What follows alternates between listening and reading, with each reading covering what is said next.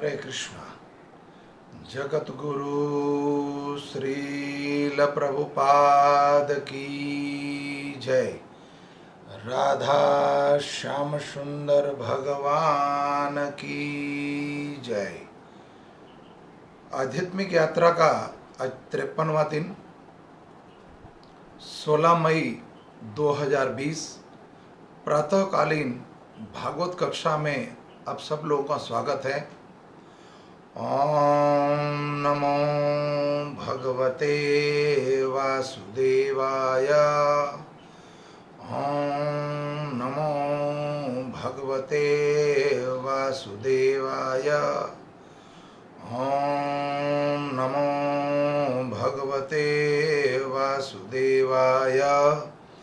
नारायणं नमस्कृत्यं नरं चैव नरोत्तमं देवीं सरस्वती व्यासं ततो जयमुदीरयं।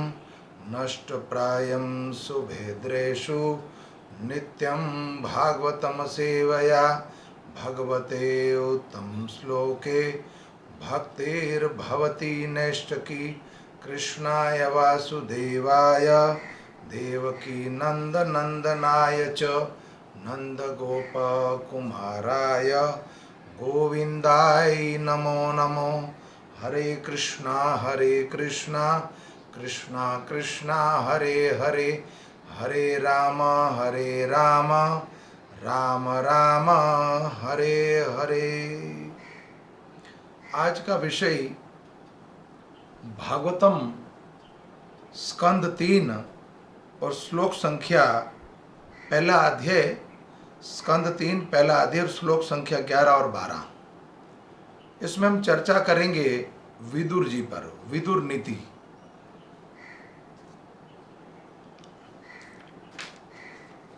श्लोक संख्या 11। अजातशत्रु प्रतियश्यताये ततीक्षतो ध्रुवशः तवाग सहानुजो यत्र विकोदराहि श्वसन रुचा यत्वमला बिभीषे अजातशत्रो प्रतियश्यतदाये ततीक्षतो ध्रुवहिषतवाग सुहानुजो यत्र विकोदराहि श्वसन रुचा यत्वमला बिभीषे अजातशत्रो प्रतियस्यतदाये तितिक्षतो ध्रुवशः तवाग सहानुजो यत्र विकोदराहि श्वसन रुचा यत्वमलः बिभीषेहि। तात्पर्य और अनुवाद जगत गुरु श्रील प्रभुपाद के द्वारा। जगत गुरु श्रील प्रभुपाद की जय। विदुर जी ने कहा, तुम्हें चाहिए कि युधिष्ठिर को उसका न्यायोचित भाग लौटा दो, क्योंकि उसका कोई शत्रु नहीं है और यह तुम्हारे अपराधों के कारण एक कथनीय कष्ट सहन करता रहा है। वह अपने छोटे भाइयों सहित प्रतीक्षारत है और जिनमें से प्रतिशोध की भावना से पूर्ण भीम सर्प की तरह श्वास ले रहा है और तुम निश्चित ही उससे भयभीत हो। श्लोक संख्या 12। भगवान कृष्ण ने पृथा के पुत्र को अपना परिजन मान लिया है और संसार के सारे राजा श्री कृष्ण के साथ हैं। वे अपने घर में अपने समस्त पारिवारिक जनों, यदुकुल के राजाओं तथा राजकुमारों के साथ जिन्होंने असंख्य शासकों को जीत लिया है, वे उपस्थित है और वे उन सबों के स्वामी हैं। 11वें का तात्पर्य नहीं है तो हम 12वें का तात्पर्य पढ़ रहे हैं। विदुर जी ने धृतराष्ट्र को प्रथा के पुत्र पांडवों के साथ राजनीति संधि करने की बहुत अच्छी सलाह दी। पहली बात जो उन्होंने कही वो ये थी, विदुर जी ने धृतराष्ट्र को प्रथा के पुत्र प्रथा माने कुंती के पुत्रों पांडवों के साथ राजनीति संधि करने की सलाह दी। किसको? धृतराष्ट्र को, कि तुम उससे युद्ध ना करो।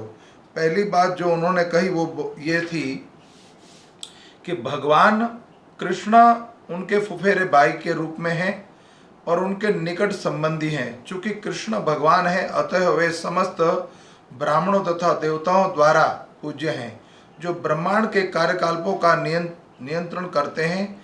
इसके अतिरिक्त भगवान कृष्ण तथा उनके यदुवंशी परिवार के जन संसार के समस्त राजाओं के विजेता हैं। क्षत्रिय गण विभिन्न राज्यों के राजाओं से युद्ध करते थे और उन्हें हराकर उनकी सुंदर राजकुमारियों का अपहरण कर लेते थे। यह प्रणाली प्रशंसनीय थी, क्योंकि क्षत्रिय तथा राजकुमारियों का विवाह विजेता क्षत्रियों की वीरता के आधार पर होता था। यदुवंश के समस्त राजकुमारों ने वीरता के बल पर उसी तरह के अन्य राजाओं की कन्याओं से विवाह किया था और इस तरह से वे संसार के समस्त राजाओं के विजेता थे। विदुर अपने भाई के मन में ये बात बिठाना देना चाहते थे कि पांडव से युद्ध करना अनेक खतरों के से पूर्ण है, क्योंकि उनकी सहायता साक्षात भगवान श्री कृष्ण कर रहे थे, जिन्होंने अपने बाल्यकाल के में ही कंस तथा जरासंध जैसे असुरों को और ब्रह्मा तथा इंद्र जैसे देवताओं को जीत लिया था। अतः वह विश्व की संपूर्ण शक्ति पांडवों के साथ थी। ओम अज्ञानम तिमिरम ध्यानस्य ज्ञानजनाशलाकया चक्षुरूपम येन तस्मै श्री गुरुवे नमः। वांछाकल्पतरुभक्षा कृपा सिंधु एव च पतितानां पावनेभ्यो वैष्णवेभ्यो नमो नमो। अनंत कोटि वैष्णव विंद की जय। भगवान श्री कृष्ण के परम भक्त विदुर जी। तो यहाँ पर आज हम चर्चा कर रहे हैं उत्तम भक्त की श्रेणी और सबसे बड़ा उत्तम अधिकारी कौन भक्त है। तो उसमें प्रसंग आता है विदुर जी का, भगवान श्री राम के भाई भरत जी का और ऋषभ देव के पुत्र बड़े पुत्र जड़ भरत जी, जो उत्तम श्रेणी में आते हैं। ऐसे कई संत लेकिन हम शॉर्टकट में बताने जा रहे हैं। तो विदुर जी निष्कपट भाव से भातृ प्रेम थे, मतलब भाई से प्रेम करते थे और अपनी देश से प्रेम करते थे, राष्ट्र से प्रेम करते थे। वो धृतराष्ट्र, राष्ट्र का अर्थ होता है संसार, और जिसके राजा होते हैं, जो धृतराष्ट्र माने अंधे थे तो इसका नाम पड़ा धृतराष्ट्र, वो अंधों का राज था। तो वो सलाह दे रहे थे, विदुर जी निष्कपट भाव से प्रेम करते थे और जब भी उनकी मंत्रणा होती थी अपने भाई से तो ये सलाह देते थे कि दुर्योधन हमारे कुल में कुल नाशक प्रकट हो चुका है, ये कुल का सर्वनाश कर देगा, तो पुत्र के प्रति जो तुम्हारा प्रेम है वो ये कुरुवंशियों का सर्वनाश कर देगा, तो तुम उसका त्याग करो और राष्ट्र के प्रति जो तुम्हारा अधिकार है और तुम्हारी जिम्मेदारी जो बनती है राष्ट्र के प्रति वो तुम कार्य करो। लेकिन धृतराष्ट्र जो है वो पुत्र प्रेम पुत्र मोह के अंत अति अंधे हो चुके थे और वो धनान थे, धन को चाहते थे, संपत्ति को चाहते थे। तो विदुर जी ऐसी कई बार उनको सलाह देते रहते थे। तब एक दिन ये जब धृतराष्ट्र और विदुर जी के बीच में मंत्रणा हो रही थी तो दुर्योधन के गुप्तचर ने वो बात सुन ली उनकी, और दुर्योधन के गुप्तचर ने जाके वो सारी कथा सुना दी दुर्योधन को। तो दुर्योधन बड़ा दुष्ट था, तो विदुर जी को अपमानित कर दिया और कटु वचन बोले, और अपमान करने के बाद विदुर जी ने गृह का त्याग कर दिया। जब विदुर जी का अपमान हुआ दुर्योधन के द्वारा, उस समय धृतराष्ट्र भी वहाँ उपस्थित थे, लेकिन उन्होंने एक शब्द भी नहीं बोला। महाभारत सीरियल के अंदर आप देखते हो कुछ गलत दिखाते हैं, शास्त्रों के आधारित नहीं दिखाते। जैसे देखते हम सीरियल के अंदर के अंत काल में जब कौरव और पांडवों का युद्ध हुआ और युद्ध समाप्त होने तक वो विदुर जी हस्तिनापुर में थे। वास्तव में स्थिति नहीं है। कौरव पांडवों के युद्ध से पहले ही जब उनको अपमानित कर दिया गया तो तदुपरांत उन्होंने क्या करा, ग्रह का त्याग करा और वो वन की ओर तपस्या करने के लिए, भगवान का भजन करने के लिए चले गए। धर्मपरायण व्यक्ति थे और राष्ट्र के प्रति बड़ा प्रेम करते थे, भातृ प्रेम करते थे।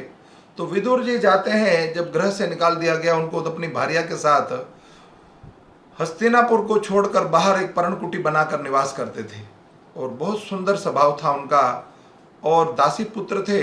तो दासी पुत्र क्यों बने? और विदुर जी जो साक्षात यम, यम माने धर्मराज, धर्मराज का अवतार है। और यमराज जो है वो सूर्य के पुत्र हैं। सूर्य की 3 संतान हैं, यम, यमी और शनिदेव। यम, यमी, यमी का मतलब हो यमुना महारानी। यमुना महारानी सूर्य पुत्री है, और यमराज जी भी सूर्य पुत्र है, और शनिदेव भी सूर्य पुत्र हैं।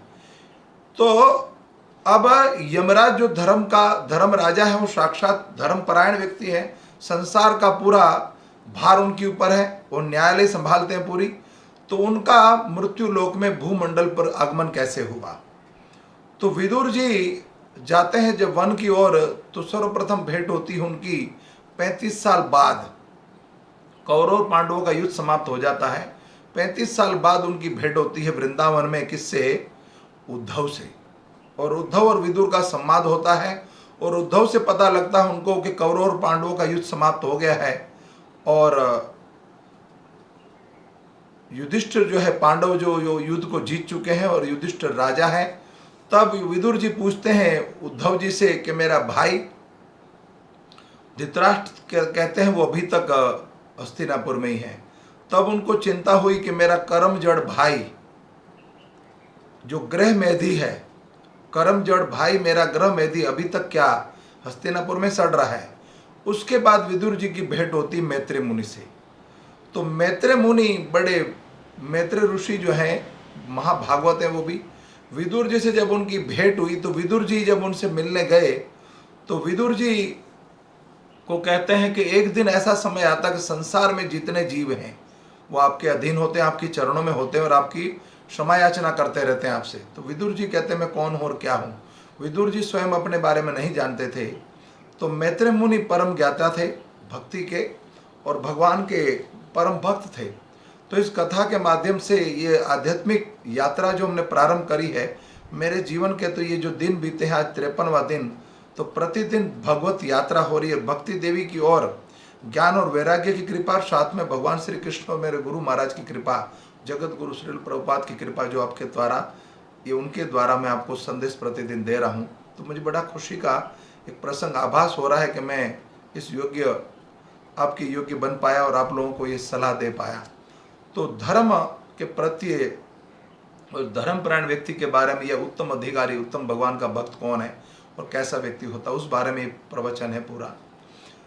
तो मैत्रेय मुनि कहते हैं एक दिन ऐसी स्थिति होती है कि संसार के जितने जीव होते हैं वो तुम्हारे चरणों में होते हैं। तो विदुर जी कहते हैं ऐसी क्या बात है कि तुम साक्षात यम हो और धर्मराजा हो, तो तुम्हारी ये गति, कहते हैं फिर विदुर जी की मेरी ये गति कैसे हुई कि मुझे भूलोक में, मृत्युलोक में कैसे आना पड़ा। कि एक समय की बात है, गंगा के तट पर मांडल्य ऋषि भगवान का भजन करते थे। मांडल्य ऋषि गंगा के तट पर प्रतिदिन भगवान का भजन करते, बहुत बड़े संत हुए मांडल्य ऋषि। तो उस राज्य में जहाँ मांडल्य ऋषि रहते थे, विश्राम करते थे, उस राज्य में चोरी हुई। तो चोरों ने उस राज्य का सारा धन लूट लिया, और धन लूट कर मांडल्य ऋषि के आश्रम में फेंक दिया, और वहीं छुप गए उनके आश्रम में। राजा को जब पता लगा कि मेरे राज्य में चोरी हुई है, तो राजा ने मंत्रियों को और अपने दूतों को भेजा उन चोरों को ढूंढने के लिए। वो चोर को ढूंढते ढूंढते दूत और मंत्रीगण जो है पहुंच गए मांडल्य ऋषि के आश्रम में, और वहां पर वो धन, सारा माल उनको मिल गया। तो वो चोर भी वहीं छुपे हुए थे, उनको पकड़ लिया। और साथ में गलती क्या होगी उनसे, मांडल्य ऋषि जो भगवान के परम भक्त थे उनको भी पकड़ के ले गए। चोरों का तो यही का, और दूतों का तो, पुलिस का तो यही कर्म होता है, तो जानते हैं नहीं सच्चाई वास्तव में क्या, और किसी धर्मपरायण व्यक्ति को भी उठा के ले गए वो। तो राजा ने क्या सजा दी, सभी चोरों को और मांडल्य ऋषि को चूल्ही पे चढ़ा दिया, और चूल्ही पे चढ़ाने के बाद उनको दंड दिया जो उन्होंने अपराध किया था, सब चोरों को। लेकिन मांडल्य ऋषि को जिस चूल्ही पे चढ़ाया था उनका बाल बांका नहीं हुआ। तब राजा को अनुभूति हुई कि मेरे से कोई अपराध हो गया, कोई धर्मपरायण, कोई महात्मा है जिसके प्रति मैंने अपराध कर दिया है। तो उनसे क्षमा याचना करने लग गए कि मांडल्य ऋषि मुझे प्रणाम, मेरा प्रणाम स्वीकार कीजिए और मुझे क्षमा कर दीजिए। कि मेरे जीवन में ऐसी घटना पहली बार घटी और मुझसे कोई पाप हो गया है, तो मैंने आपको सूली पे चढ़ा दो, मुझे क्षमा कर दीजिए। तब मांडल्य ऋषि कहते हैं मैं आपको तो क्षमा कर दूंगा, लेकिन धर्मराज यमराज को मैं क्षमा नहीं करूंगा, मुझे यमपुरी जाना पड़ेगा। तो जो धर्मपरायण व्यक्ति है उसको भगवान के परम भक्त है, वो यम से भी नहीं डरते। तो संसार में जो कलह अभी प्रतिकूल अवस्था में अगर हम भजन कर रहे हैं, तो ब्रह्मा जी वर्णन कहते हैं कि प्रतिकूल अवस्था में दुख के समय जो भजन करता है उसके लिए पहले स्थान नियुक्त होता है भगवान के धाम में, बैकुंठ में। तो इस दुखालय से निकल कर बैकुंठ, जहाँ दुख नहीं है सुखालय, वहाँ हमारा वास हो सकता है अगर भगवान के प्रति हम निर्भर रहें और भगवान में हमारा विश्वास हो। तो मांडल्य ऋषि भगवान के परम भक्त थे, तो एक निष्ठ सेवा करते थे भगवान की। तो इतना सामर्थ्य था उनका, उतना विश्वास था कि मैंने जीवन में कोई पाप नहीं किया, मुझे यमराजा ने ये दंड क्यों दिया। तो यमपुरी में जाते हैं मांडल्य ऋषि, और मांडल्य ऋषि कहते हैं, यमराज से भेंट करते हैं और कहते हैं कि मैंने जीवन में जन्म से लेकर इस अवस्था तक कभी जीवन में कोई पाप नहीं किया, तो मुझे किस बात की सजा देगी, मुझे सूली पे क्यों चढ़ाया गया। धर्म राजा ने जब उनके गुप्तचर चित्रगुप्त को कहा कि इनका अकाउंट देखिए, इनका खाता देखिए, तो जन्म से लेके इस अवस्था तक उन्होंने जीवन में कोई ऐसा अपराध नहीं किया था।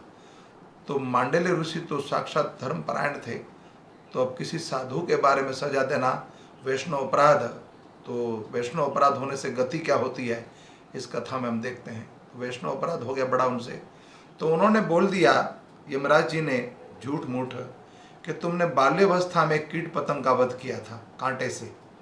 कीट पतंग होते जो छोटी तितलियां उड़ती हैं, उनको तुमने कांटा चुबा चुबा कर मारा था। तो बाल्यावस्था की बात तो किसी को याद नहीं होती, लेकिन वो तो धर्मपरायण थे। वो कहते हैं मैंने जीवन में कोई ऐसा पाप नहीं किया, लेकिन अगर तुम कहते हो मैंने पाप किया है, तो बाल्यावस्था का किया हुआ पाप वो जीव को, उस बच्चे को अपना, जब वो शयन करता है और बिस्तर में जब सोता है तो गलती से कई बार उनका पेशाब निकल जाता है, बाथरूम कर देता है, वो दंड होता है बाल्यावस्था में। कोई अगर हमने पाप करा है तो उसका दंड तो ये होता है कि बाल्यावस्था में ये दंड मिलता है उनको। तब तुमने मुझे इतना बड़ा दंड कैसे चूल्हे पे कैसे चढ़ा दिया। तब धर्मराज यमराज को वो श्राप दे दिया उन्होंने। मांडल्य ऋषि ने क्या श्राप दिया कि तुम्हें मृत्यु लोक भूमंडल पर जाना पड़ेगा, और तुम्हें जो मुझे तुमने कष्ट दिया है वो कष्ट तुम्हें सहना पड़ेगा, दासी पुत्र बनना पड़ेगा। कौरव कुल में, कौरव कुल के अंदर जो कौरव पांडव और कौरव की पत्नियां होंगी, उनकी दासी के गर्भ से तुम्हें जन्म लेना पड़ेगा और प्रतिदिन तुम्हें कष्ट सहना पड़ेगा। ये तो विदुर जी साक्षात धर्मराज हैं, और द्वापर युग में धर्मराज के अंश हैं धर्मराज युधिष्ठिर। वो धर्मराज मतलब यम के पुत्र हैं, धर्मराज के पुत्र के रूप में प्रकट हुए हैं युधिष्ठिर महाराज। और विदुर जी साक्षात धर्मराजा हैं, उनका प्रागट्य हुआ। और एक धर्मराजा का प्रागट्य और हुआ जब उनको अज्ञातवास हुआ पांडवों को, तब वो अज्ञातवास के समय जल लेने जाते हैं, तब वहाँ एक धर्म यक्ष प्रकट होते हैं, वो साक्षात धर्मराजा होते हैं। तो धर्म के तीन, दो तो साक्षात अवतार हुए, प्रकट हुए, और एक हुए उनके पुत्र के रूप में धर्मराजा युधिष्ठिर। तो कई बार सपूत से कपूत भला होता है। तो उनके भाई का धृतराष्ट्र का पुत्र था दुर्योधन, लेकिन सपूत से कपूत भला कैसे हुआ कि अगर वो कटु वचन नहीं बोलता, उनके प्रति पक्षपात नहीं करता, और उनके ऊपर कई तरह के आक्षेप लगा दिए कि खाता हमारा है तो और गाता पांडवों का है, और दासी पुत्र, ऐसे असभ्य शब्द कई बोले, तो विदुर जी ने ग्रह का त्याग कर दिया। और अंतकाल में फल क्या प्राप्ति हुआ, भगवत प्राप्ति हो गई। और साथ में भगवान के परम भक्त जो उद्धव से भेंट हुई, और विदुर उद्धव का जो संवाद है वो इतना घनिष्ठ संबंध था, और उनकी जो वार्ता है वो अगर उसका स्मरण कर ले तो भगवत प्राप्ति हो जाए। तो विदुर जी धर्मपरायण व्यक्ति और भक्तों में उत्तम श्रेणी में आते हैं वो। और जैसे भरत महाराज, भगवान श्री राम का जब वनगमन हुआ, उत्तम कोटि का भक्त का प्रमाण दे रहा हूँ, जब उनको राज मिल रहा है वो अयोध्या का, तो जो अयोध्या की प्रजा है, अगले दिन जाना था भगवान को लाने के लिए वन में वापस, तो अयोध्या की नगरवासी सब भरत महाराज के साथ चलने के लिए तैयार हैं। तो कुछ लोगों ने बोला कि अयोध्या की जो धन संपत्ति का क्या करें। तो कुछ लोगों ने आज्ञा दी कि इसको जला दो, ऐसी ऐसी धन संपत्ति का क्या करना जो सुख ना दे पाए। तब भरत जी ने कहा ये संपत्ति मेरी नहीं है। राष्ट्रभक्त थे और भातृ प्रेम करते थे वो, जैसे विदुर जी करते थे। तो वो जानते थे साक्षात भगवान प्रभु श्री राम जी साक्षात भगवान है। तो वो राष्ट्र को राष्ट्र हितैषी कहते मेरी संपत्ति नहीं है। इतना कुछ पाने के बाद भी उनका त्याग कर दिया और वन गमन कर रहे और वल्क वस्त्र धारण करके वो जब तक भगवान राम वापस नहीं तब तक वो अयोध्या के बाद नंदीवन में रहते हैं। इतना घनिष्ठ प्रेम है। और भरत जैसा भाई नहीं, 2 दिन पहले हमने कथा करी थी, तो भरत जैसा भक्त महात्मा ऐसा साधु तो पाना ही बहुत कठिन है। तो भरत जी ने सब कुछ त्याग दिया भगवत प्राप्ति के लिए। उत्तम कोटि के भक्त हुए और उत्तम भक्त हुए वो। और ठीक उसी तरह कथा आती जड़ भरत की, कि जड़ भरत जो ऋषभदेव के प्रथम बड़े पुत्र थे, वो पहले इस भारत देश का जो नाम पड़ा वो भरत के नाम से पड़ा। ऋषभदेव के जो पुत्र थे उनका नाम था भरत, उसी के नाम से भारत देश का नाम भरत पड़ा।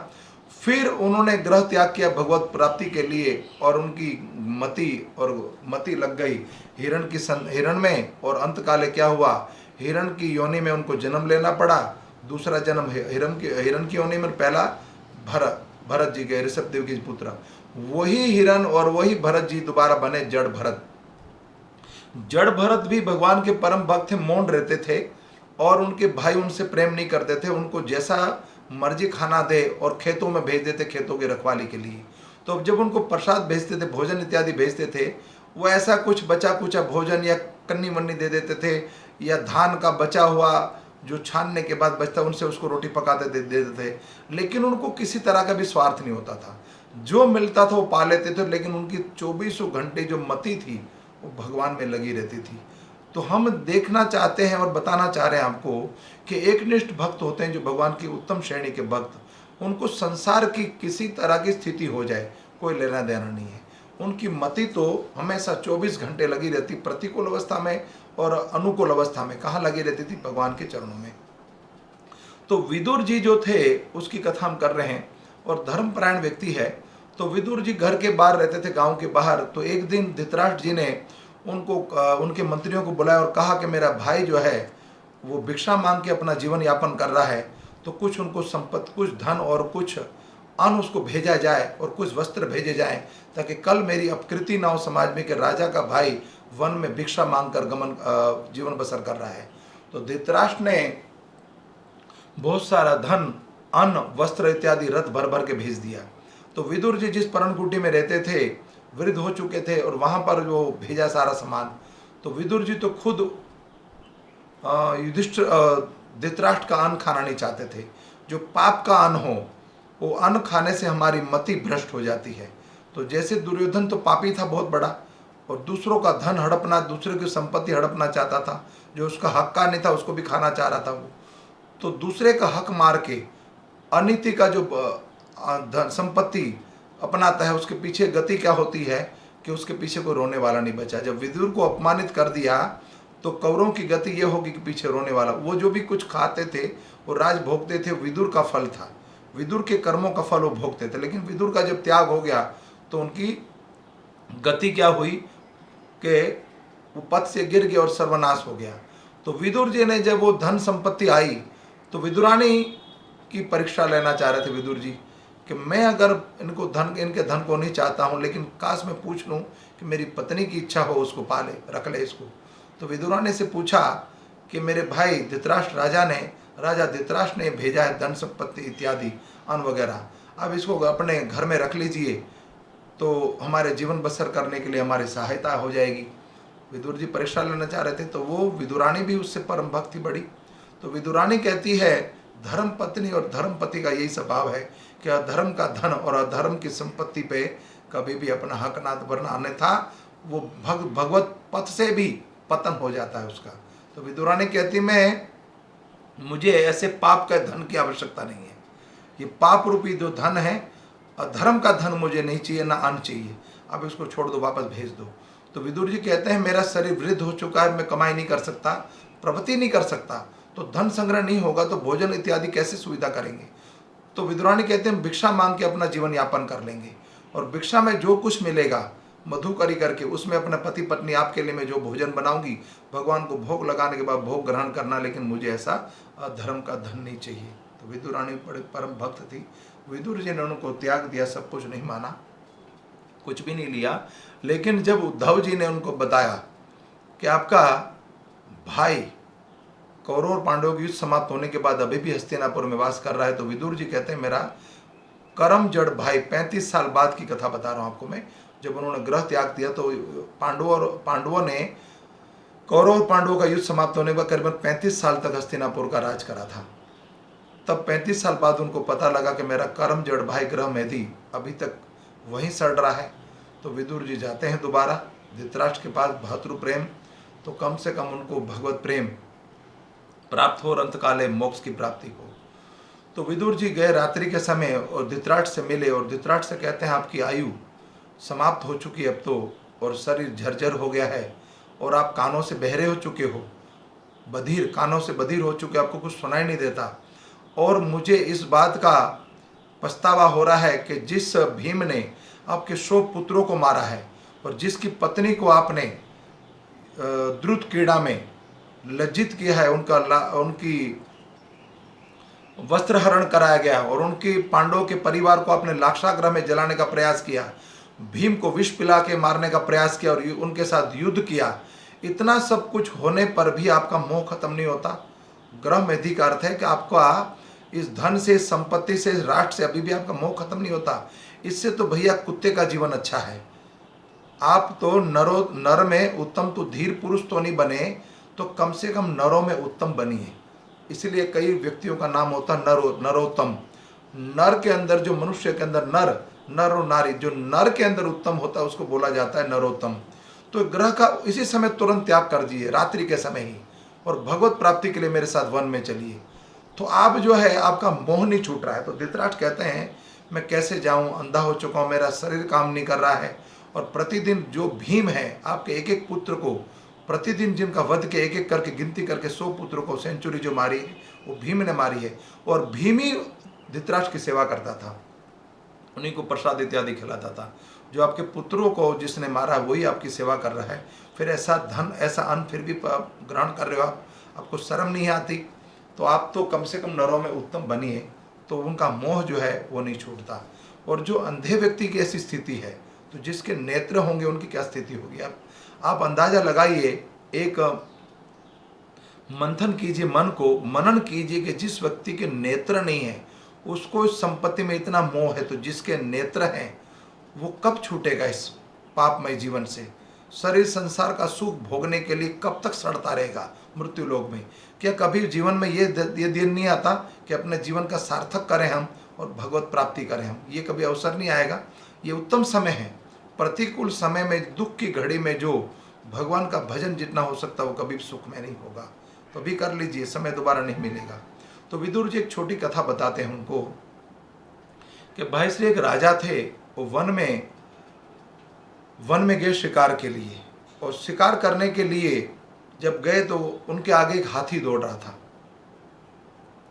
तो हाथी के पीछे दौड़ते दौड़ते दौड़ते दौड़ते शिकार करते करते वो हाथी तो भाग गया और एक शेर सामने आ गया और शेर को बाण लग गया।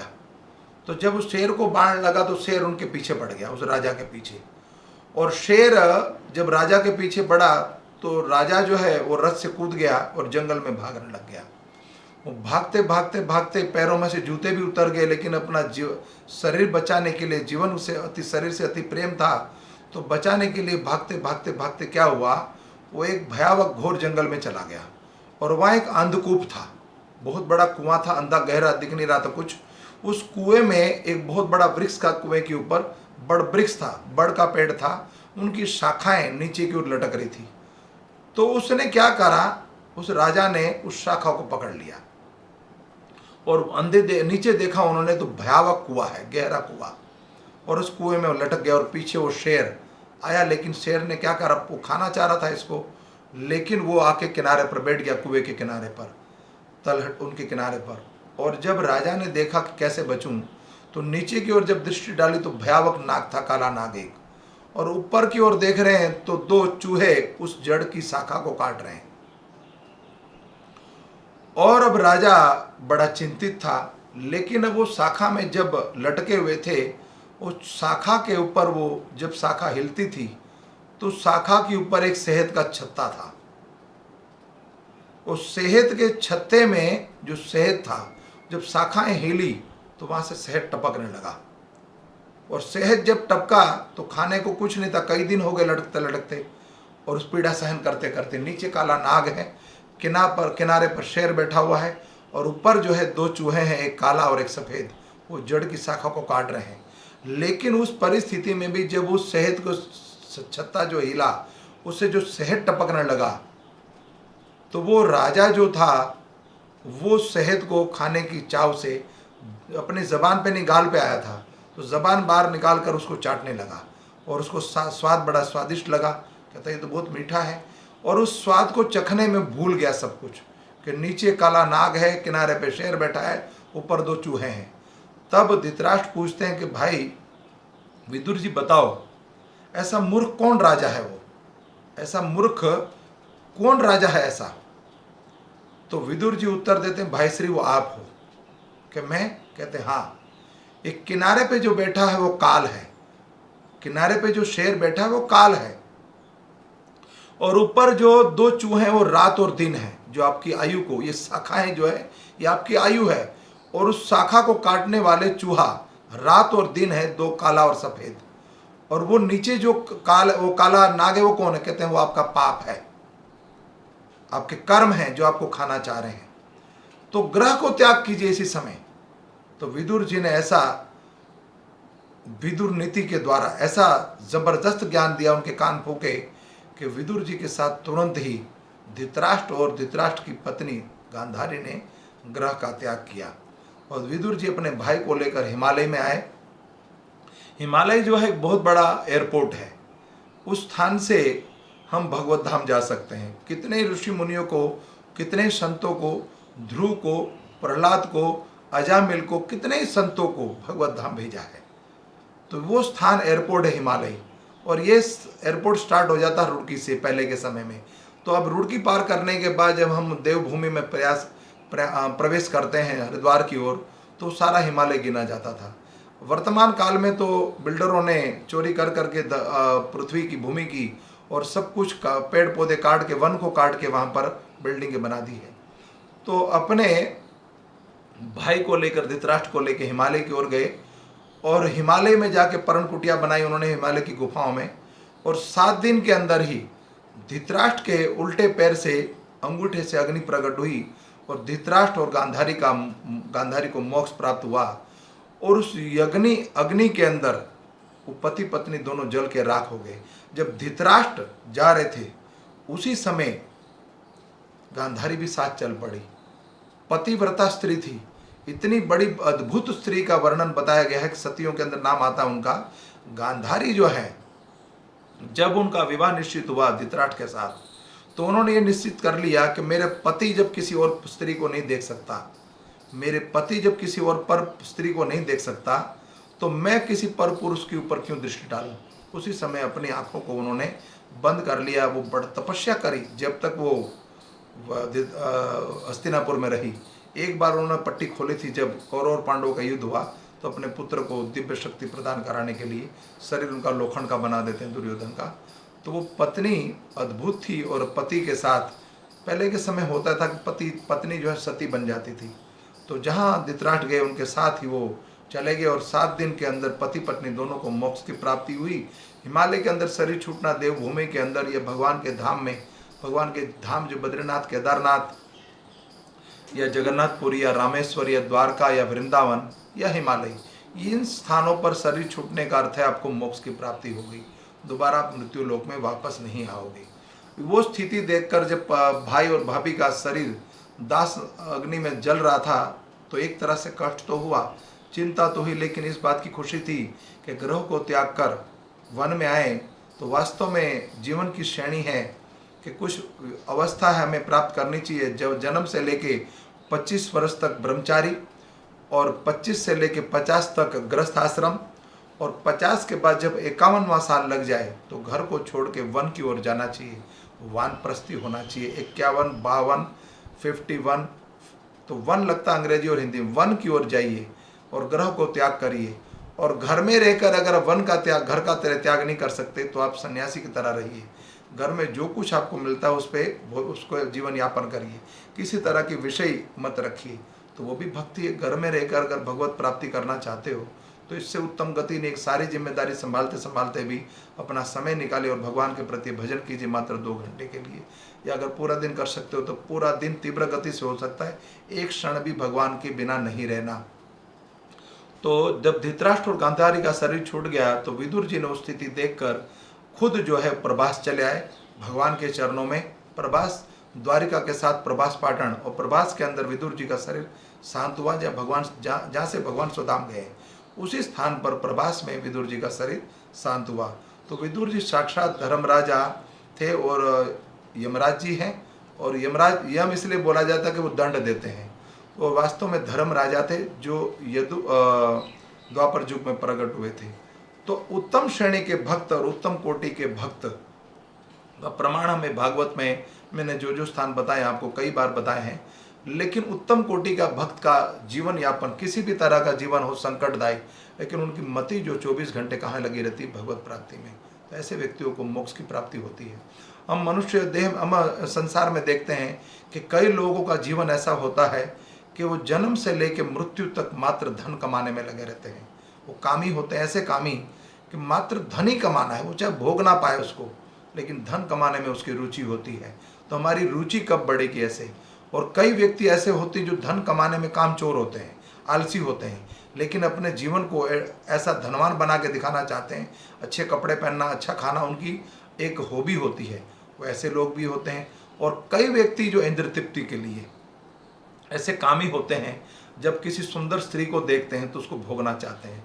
और भगवान की भक्त का यह विशेष लक्षण प्राप्त होता है कि जब किसी सुंदर कन्या को या सुंदर स्त्री को देखते हैं तो वो उस व्यक्ति, उस स्त्री को देखकर, उस कन्या को देखकर वो अंदाजा लगाते हैं, वो अनुमान लगाते हैं कि अगर ये इतनी सुंदर है तो साक्षात वो 64 कला संपूर्ण कितना सुंदर होगा, वो मेरा श्याम सुंदर कितना सुंदर होगा। इसलिए भगवान का नाम सर्व आकर्षण, श्री कृष्ण वो सबको आकर्षित करते हैं। तो कितने आकर्षित होंगे वो जिन्होंने ये सृष्टि बनाई। तो अगर वो छोटा बच्चा उसको देख ले, उस कन्या को, स्त्री को, तो वो देखता है कि मेरी माँ, उससे दूध पान करना चाहता है, अपना पोषण करना चाहता है। तो बच्चे की दृष्टि होती है ऐसी। लेकिन कोई कामी व्यक्ति देखता है तो उसको भोगना चाहता है। और कई जो शरीर का व्यापार करते हैं, जो दुष्ट प्रवृत्ति के लोग होते हैं, वो उसको बेचना चाहता है उस स्त्री को।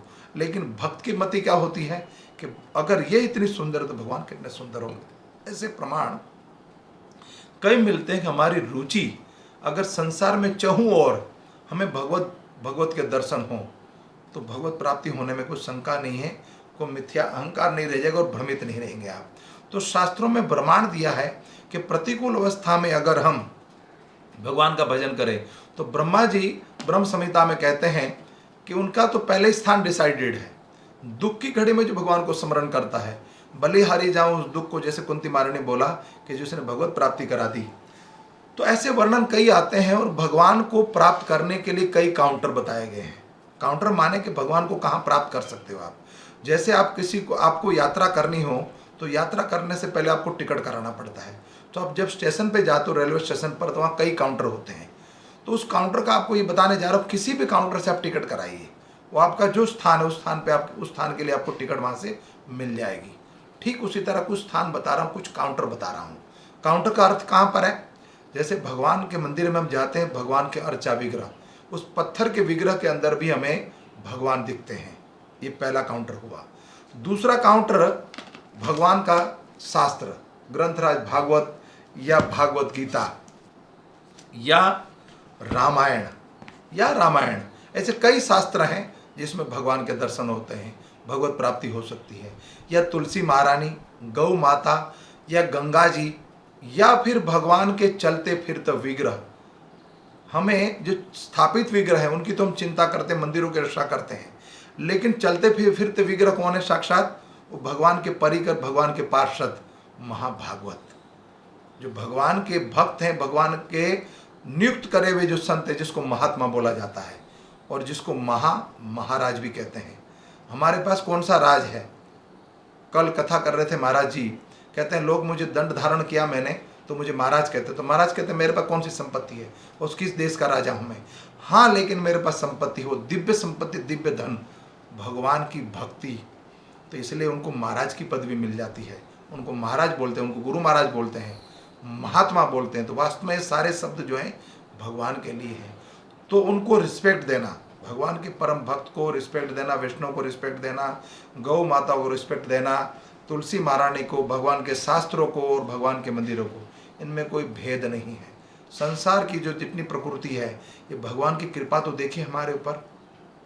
जब आप कोई फल खाते हो तो एक बार उनको उनके बारे में सोचना, जरा अपनी बुद्धि लगाना कि भगवान ने हमारे लिए सुंदर फल जो बनाए हैं, केले को छिलके देखो, तरबूज को, या फिर नारियल के फल को, ऐसे कई फल हैं जो पैक्ड है हमारे लिए। तो ऐसी सृष्टि बना दी हमारे लिए, ये जीव के लिए सारी चीज़ें उपलब्ध हैं, पर्याप्त मात्रा में हैं।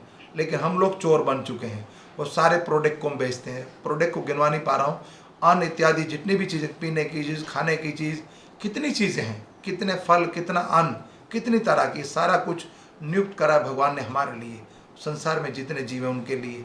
लेकिन हम लोग क्या करते हैं, चोर बन चुके हैं और उस प्रोडक्ट को बनाकर इकट्ठा करते हैं, संग्रह करते हैं चोरी करके, फिर बाई प्रोडक्ट फलाना ढिमकाना लिख देते हैं, बाई प्रोडक्ट कृष्णा है। तो ऐसे व्यक्ति का कैसे उद्धार हो सकता है। तो धर्मपरायण व्यक्ति, उत्तम कोटि का व्यक्ति जो है, उत्तम भक्त जिसको गिना जाएगा, उत्तम भागवत उसको बोला जाएगा, जो हर स्थान पर चहु और भगवान के दर्शन करे। और आपकी रुचि, आपकी उत्कंठा कैसी हो, जब तक आपकी उत्कंठा नहीं होगी तो भगवत प्राप्ति करना असंभव है। मैं अपने बारे में एक छोटी सी अपनी कथा, क्या मैं दुष्ट हूँ, लेकिन फिर भी एक रुचि के बारे में, उत्कंठा के बारे में एक प्रसंग बताना चाह रहा हूँ। करीबन 2012 की बात होगी। मैं दिल्ली से गया मंसूरी। मेरी माँ जो है वो बीमार थी और घुटनों का उनको दर्द था। तो मेरी माता को और मेरी बहन को लेकर, मैं बड़ी बहन को लेकर दिल्ली से हम मंसूरी की ओर गए। तो रास्ते में हमने स्टे किया हरिद्वार में, गौलोक धाम मंदिर है भगवान श्री कृष्ण का, राधा माधव।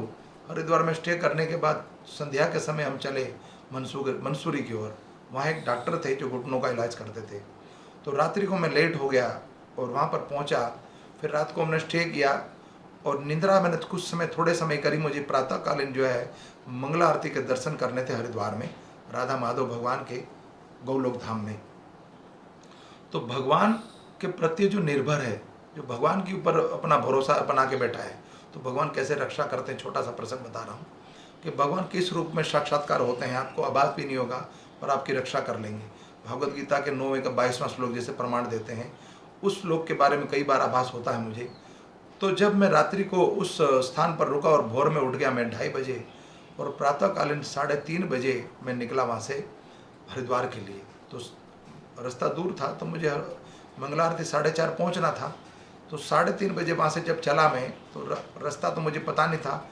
रात्रि को जब गए थे तब तो मार्केट खुली थी, तो सब कुछ रास्ता दिख रहा था।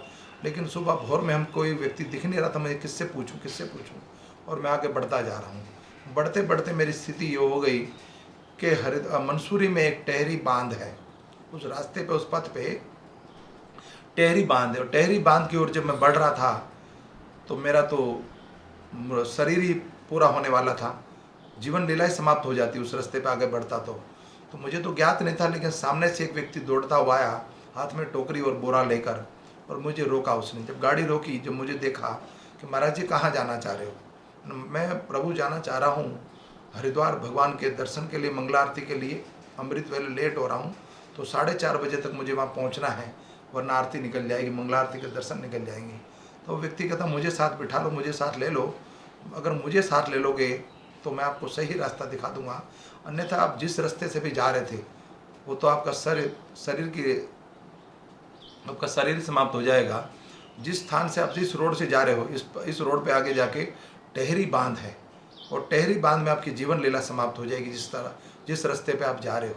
तो सही राह दिखाने के लिए मेरे सारथी बन गए साक्षात वो व्यक्ति, मेरे साथ बैठा, साक्षात भगवान का स्वरूप था वो। मैं क्या बताऊँ उस स्थिति को। जब मेरे साथ बैठ गए, मैंने ड्राइवर की साथ वाली सीट पे उसको बिठाया।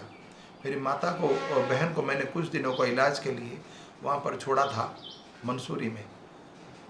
तो मैं जब जा रहा हूँ वापस हरिद्वार की ओर, वो व्यक्ति मेरे साथ बैठा और मैंने पूछा क्या नाम है आपका? कहता मेरा नाम मदन मोहन है। भगवान की कृपा देखिए, वो व्यक्ति कहता मेरा नाम मदन मोहन है और मैं सब्जी वाला हूँ।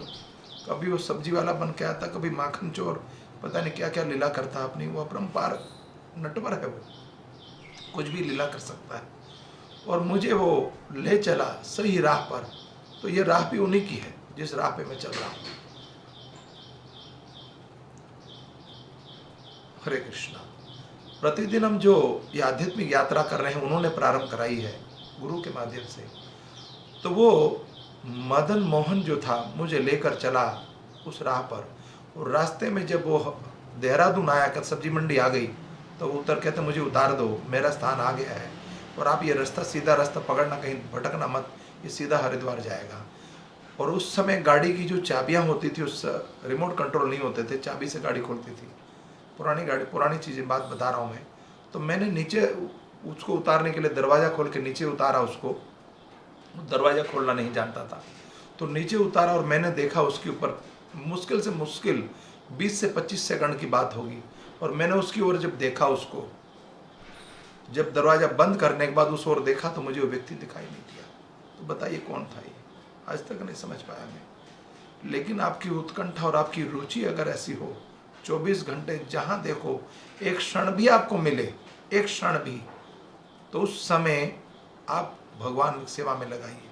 महाराज जी कल कथा कर रहे थे कि मनुष्य संसार में इतना आसक्त हो जाता है, अगर वो भगवत भक्ति में इतना आसक्त हो जाए तो भगवत प्राप्ति होने में कोई शंका नहीं है।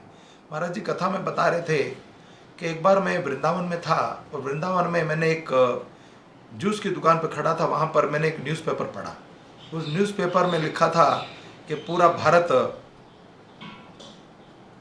कलाम के साथ, राष्ट्रपति अब्दुल कलाम के साथ, पूरा भारत जो है, भारत की प्रजा जो है अब्दुल कलाम के साथ। तो वो जब उन्होंने टाइटल पढ़ा तो उनको आकर्षित लगा, उन्होंने अखबार ले लिया और अखबार लेकर जाके वो हॉस्पिटल में जाके जहाँ रुके थे, किसी भक्त के लिए, बीमार थे, उनके लिए जूस लेने आए थे। जब जूस वापस दिया, अखबार पढ़ने के लिए बैठ गए। अखबार पढ़ते पढ़ते उसमें एक संवाद था, उसमें उसके अंदर जो पत्रकारों का और अब्दुल कलाम का। तो अब्दुल कलाम से कहा कि आपने विवाह क्यों नहीं करा, आपने विवाह क्यों नहीं करा? तो अब्दुल कलाम ने, वो महाराज जी कहते हैं मुझे वो बात जीवन में उतार ली मैंने कि विवाह क्यों नहीं करा। तो अब्दुल कलाम कहते हैं जिस समय मैं कॉलेज ज्वाइन किया, स्कूल ज्वाइन किया, तो मैं गरीब परिवार से था, दरिद्र था और मैं विज्ञान का ज्ञाता थे, वो परीक्षण जानते थे सारे। और जब मैंने इंटर करा विज्ञान के परीक्षण के लिए और जब बाहर निकला तो मेरी आयु 60 वर्ष की हो चुकी थी। मुझे इस बात का आभास नहीं रहा कि विवाह भी कोई टाइटल है और विवाह नाम की कोई चिड़िया है, उससे विवाह करने चाहिए था, विवाह करना चाहिए मनुष्य को। तो मुझे ज्ञात ही नहीं रहा और इसमें इतना मग्न हो गया मैं विज्ञान हासिल करने में, मैं सब कुछ भूल गया। तो एक संसारिक चीज़ हासिल करने में पूरी जीवन गवा दिया। तो ये कौन बड़ी बात है कि भक्ति में हम अगर अपना जीवन यापन कर दे तो भगवत प्राप्ति नहीं होगी। कई योगी होते हैं ऐसे जो कुछ सिद्धि प्राप्त करने के लिए कई बार प्रयास करते हैं। महाराज जी बता रहे थे, काफ़ी सालों पुरानी बात है। तो एक तपस्वी था, उन्होंने योग के माध्यम से जल पर चलना शुरू कर दिया, पानी के ऊपर वो चल सकते थे। और वो जब उनको सिद्धि प्राप्त होगी तो हरिद्वार में किसी महात्मा के पास गए वो, और महात्मा से जाके कहते हैं मैंने सिद्धि प्राप्त कर ली है, 40 बरस लगे इस सिद्धि प्राप्त करने में। कहता क्या सिद्धि प्राप्त करी आपने? वो तो भगवान के परम भक्त थे महात्मा। तो कहते मैं जल पे चल सकता हूँ, पानी के ऊपर, गंगा जी के ऊपर चल सकता हूँ खड़ा पहनकर, मुझे किसी नाव की आवश्यकता नहीं है। वो कथा सुन रहे थे और उतनी देर में वो मूर्खतावश के मूर्ख है जो 40 साल लगा दिए। अगर कोई पानी पे चल भी दिया तो क्या फर्क पड़ता है, भगवत प्राप्ति तो नहीं कर पा रहा ना। इतनी तपस्या करने के बाद 40 साल के बाद भी भगवत प्राप्ति करने के लिए नहीं मांगा, और मांग सीख क्या लिया कि वो जल पे चल सकते हैं। उतनी देर में एक दूधिया दूध लेकर आया उस आश्रम में। तो वो गंगा पार रहता था, वो दूध लेकर आया। तो उस महात्मा ने पूछा महाराज जी ने कि बेटा तू दूध लेके कैसे आता गंगा पार करके, जब आता है इस ओर तो कैसे आता है? कि महाराज जी पहले समय की बात है, करीबन 100-150 साल पुरानी बात होगी या 200 साल पुरानी। तो ऐसे लौकिक कथा आती हैं, भक्तमाल के अंदर मिलती है। तब वो दूधिया कहता है महाराज 5 पैसे जाने में लगते हैं और 5 पैसे आने में लगते हैं। और गंगा पार छोड़ भी देता और इस पार भी आ जाते हम। तो क्यों रे योगी, तूने मात्र 10 पैसे के लिए अपने 40 साल गवा दिए, तो क्या लाभ हुआ? तो ऐसा जीवन यापन करने से, पुत्र प्राप्ति के लिए, संतान प्राप्ति के लिए, संसार को भोगने के लिए जीवन खत्म कर देंगे, नष्ट कर देंगे हम। तो क्यों ना अपने समय का सदुपयोग करें, जैसे इस प्रोग्राम का नाम रखा हमने, समय का सदुपयोग करो ना। ये भगवत यात्रा प्रतिदिन चल रही है जो हमारी, उस यात्रा में समय का सदुपयोग क्यों ना कर लें हम। तो मैं आपसे प्रार्थना करता हूँ, घर में रहिए, सुरक्षित रहिए और अपने जीवन का सार्थक हो ऐसी व्रति को और भक्तों का संग करिए। और जैसे मैंने आपको कथा बताई, विदुर जी घर में रहते भी भगवत प्रेमी थे, और भरत जी भी, और जड़ भरत भी। भरत जी भगवान के भाई, भगवान श्री राम के भाई का नाम भरत, और वो भरत जो जड़ भरत अंत में जो ऋषभ के पुत्र थे। तो ऐसे कई संतों का, कई भक्तों का वर्णन आता है शास्त्रों में। शास्त्र मेरे जीवन का सबसे बड़ा एक अंग है। जब भी मैं टाइम छुट्टी पाता हूँ, समय पाता हूँ, तो यह भजन करता हूँ या शास्त्रों का पठन करता हूँ, भगवान की कृपा से और गुरु की कृपा से। गुरु कृष्ण कृपा पाए तो भक्ति लता भी प्राप्त होता है। हरे कृष्णा, धन्यवाद। पुनः फिर आपसे कल मिलेंगे। आज 53वां दिन था, काश मैं भूल गया हूँ, और 16 मई 2020। पुनः आपसे फिर कल मिलेंगे। कोई त्रुटि रहेगी क्षमा चाहता हूँ। और इस वीडियो को देखने के लिए YouTube चैनल के माध्यम से इसको लाइक कीजिए और लिंक कीजिए। धन्यवाद।